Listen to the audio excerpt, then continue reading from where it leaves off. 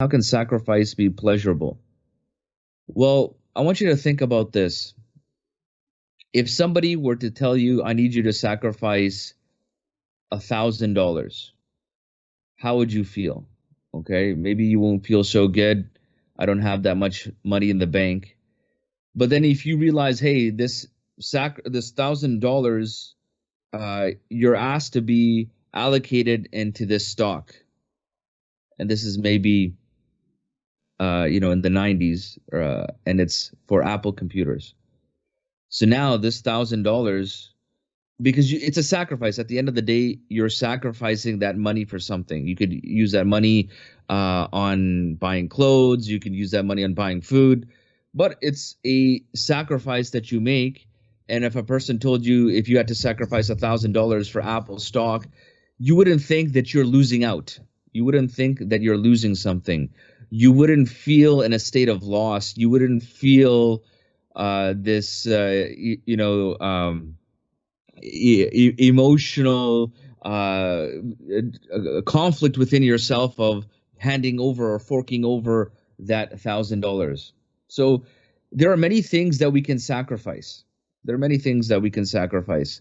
And so in this situation, you're sacrificing your wealth, same amount, $1,000. If you knew it was going into Apple stock back in the 90s, you would feel happy. You wouldn't feel like you're losing anything. If you gave that $1,000, maybe, or if you bought it in clothes, maybe we'd think later on in life, hey, this wasn't the best investment. At the time, you maybe feel that it was a good investment, or you felt that there was some returns that other people would not be able to experience. So your sacrifice, in all instances, you are giving up something. You are giving up something to get something. Now, the problem that we have in sacrificing for the sake of Allah subhanahu wa ta'ala is we really don't feel truly, many of us, we don't truly feel that we are getting something invaluable in return. So what are some of the things that we sacrifice? Well, we can sacrifice wealth, money, property. We can sacrifice comforts, luxuries. We can sacrifice time. So the days, the hours, the minutes, the seconds into something. Your person, you can sacrifice your physical well-being. You can sacrifice your desires. You can sacrifice your ego. But now, all these things that you feel that you're sacrificing or you're giving up, all these things that you feel that you are sacrificing and you are giving up, who gave that to you in the first place? Who gave that to you in the first place? People are so stingy, they're so miserly in terms of sacrificing anything for the sake of Allah subhanahu wa ta'ala. But who gave you everything that you have, including your life itself? Allah subhanahu wa ta'ala tells us in the Quran, La ilaha illa huwa yuhyi wa yumit, that there is no deity worthy of worship except for Allah.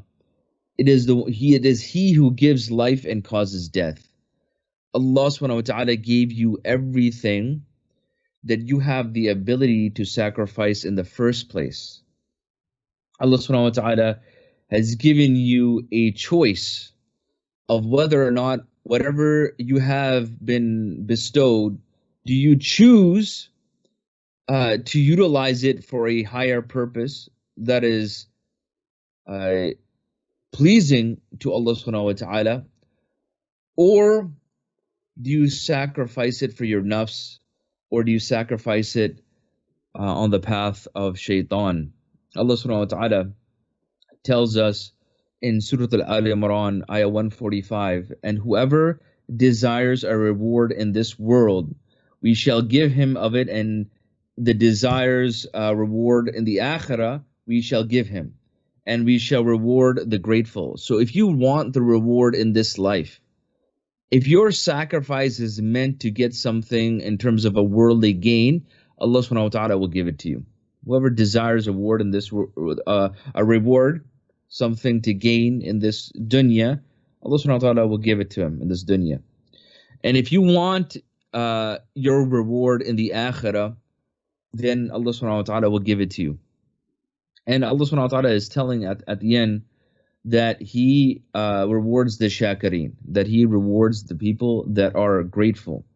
Do I feel that the New York police are providing enough protection, or do I have to have protection of my own? I look for protection from Allah.